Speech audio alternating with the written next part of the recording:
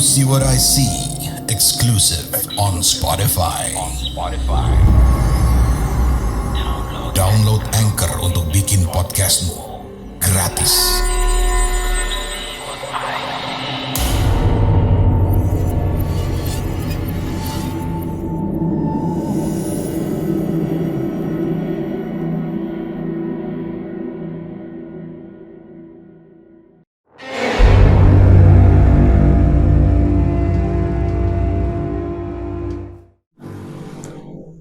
Tes. Sore itu dengan santainya aku duduk di teras rumah sambil membaca komik Jepang kesukaanku. Aku memilih waktu sore untuk jadi jam santaiku, karena di waktu ini aku tidak akan lupa waktu. Azan maghrib akan berkumandang dan aku pun sudah pasti segera masuk seperti orang pada umumnya. Aku sendiri bisa dipanggil Nata. Sambil ditemani musik yang berasal dari earphone-ku, aku membuka tiap-tiap lembar dari komik yang aku baca. Sekitar 1,5 jam aku duduk. Tiba-tiba bapak datang dan menyuruhku masuk pada pukul 18.00. Saat itu sudah banyak orang yang berangkat ke masjid. Bacaan-bacaan sholawat juga sudah terdengar. Tinggal menunggu waktu maghrib tiba.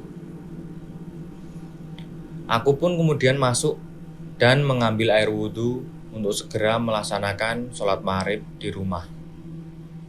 Karena aku sholat sendiri, terkadang sholatku itu lebih cepat dengan yang di masjid. Jadi ketika di masjid masih sholat, aku sudah selesai. Setelah selesai, bapak kemudian memintaku untuk membeli permen di warung. Karena adikku yang masih berusia sekitar 4 tahun, ia tidak mau makan kalau tidak dikasih permen dulu.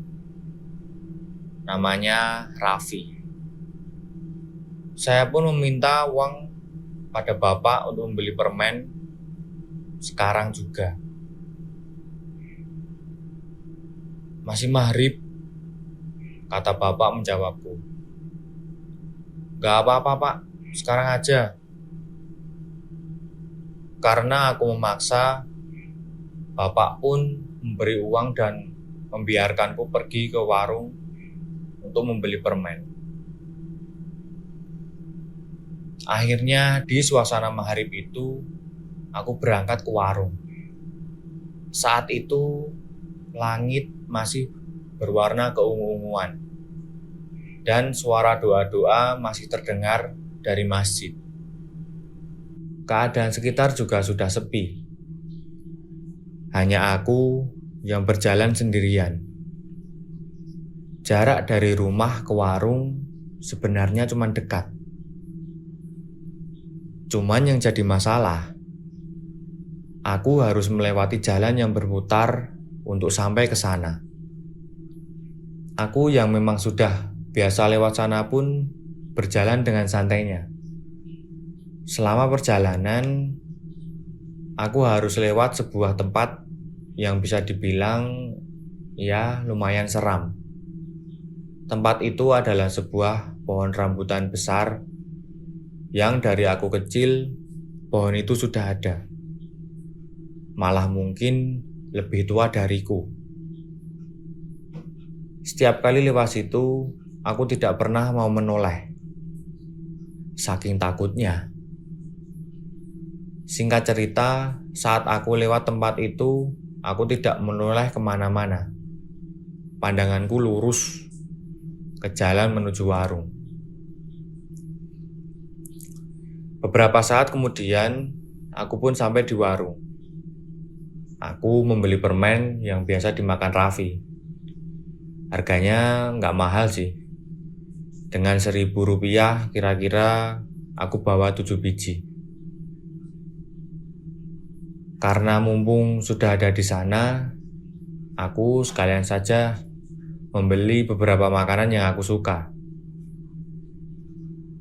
Sampai akhirnya aku selesai dan segera bergegas berjalan pulang. Masih dengan suasana maghrib yang kental. Sambil jalan, aku juga memakan satu permen punya Raffi. Dan karena memang sudah jalannya, kali ini aku melewati pohon rambutan itu lagi. Dengan cara seperti biasa, aku berjalan tanpa melihat ke arah pohon. Tapi entah kenapa, kali ini berbeda. Aku dengar dengan jelas sekali ada suara dari atas pohon rambutan. Suara itu samar-samar mirip suara orang yang sedang bersiul. Saat itu aku tidak berpikir apa-apa. Aku pikir mana ada setan bisa bersiul. Paling juga si Roni, ucapku dalam hati. Roni sendiri adalah tetanggaku, anak kecil sekitar 7 tahun yang memang suka bersiul kalau sedang bosan. Jadi aku pun menatap ke atas berharap itu Roni yang akan segera aku bawa pulang. Tapi setelah lihat ke atas, ternyata itu bukanlah Roni. Ada sosok laki-laki tanpa busana, tanpa pakaian, sedang duduk di batang pohon. Seluruh kulitnya hitam legam. Cuma mata dan gigi runcingnya yang putih. Dan rambutnya panjang,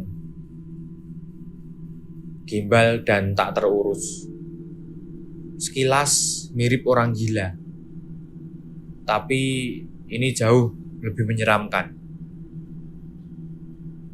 Aku pun terpaku menatap sosok itu. Kemudian ia mengeluarkan lidahnya yang panjang seperti ular. Di titik ini barulah aku sadar sosok itu bukan manusia. Dan bodohnya aku, bukannya aku lari ke rumah, aku malah lari ke arah warung. Jadi aku tidak berani melewati sosok itu dan memilih untuk putar balik ke warung. Aku lari sekencang-kencangnya dan sampailah di warung tadi. Tidak ada yang tanya aku kenapa. Karena saat itu masih sepi juga. Kemudian aku duduk di teras warung itu dengan keringat yang mengucur deras. Dan aku menangis. Tapi aku sedikit malu. Karena ketakutan setengah mati. Aku sudah sering lewat situ. Memang seram tempatnya. Tapi setiap kali lewat pohon itu tidak pernah terjadi apa-apa. Bahkan saat aku pulang tengah malam pun aku tidak pernah melihat yang seperti itu. Baru kali ini aku ketakutan lewat pohon itu. Namun beruntungnya aku baru ingat kalau warung itu juga dekat dengan masjid. Jadi tak lama para jamaah sholat maghrib pun bubar. Aku menunggu mereka. Barangkali ada yang searah denganku. Karena saat itu aku tidak berani jalan sendirian. Akhirnya ada 3 orang tetanggaku yang baru pulang dari masjid. Syukur, aku pun lega. Jalanan akan terasa ramai dengan mereka. Dari warung, Nat? Tanya salah satu tanggaku yang seorang bapak-bapak parubaya. Iya, si Raffi minta permen, maghrib-maghrib. Jawabku dengan suara gemetar. Kami pun lanjut berjalan. Setelah beberapa langkah, pohon rambutan itu mulai kelihatan. Dari kejauhan, aku tidak melihat sosok itu. Aman, pikiranku dalam hati. Aku terus melangkah di belakang para bapak-bapak ini. Sampai akhirnya kami persis berada di dekat pohon itu. Dan sumpah, aku tidak mau menengok kemanapun. Malah kali ini aku jalan menunduk. Enggan rasanya melihat sekitar. Tapi tidak tahu kenapa, ingin rasanya aku menoleh ke samping arah pohon rambutan.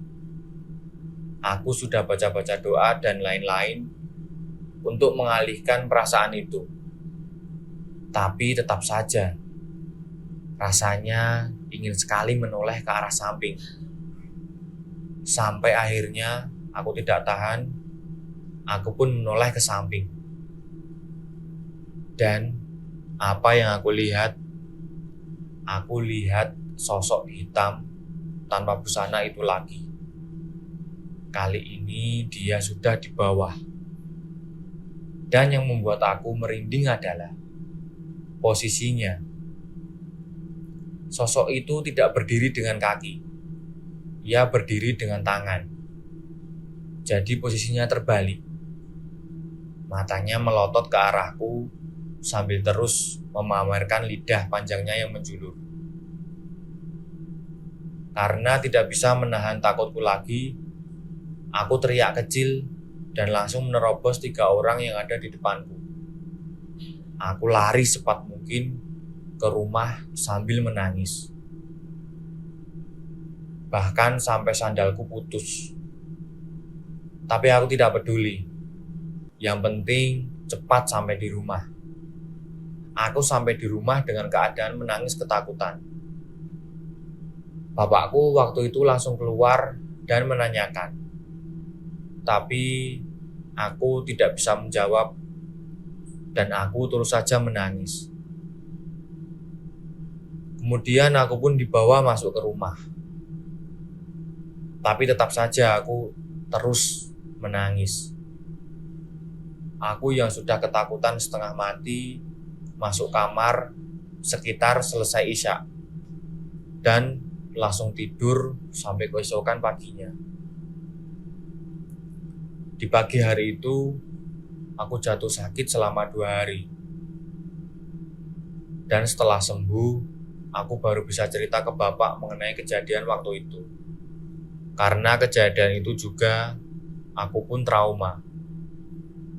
Aku tidak pernah lagi keluar di waktu maghrib. Dulu waktu kecil, bapak juga sering menakut-nakutiku kalau setiap maghrib setan, jin berkeliaran.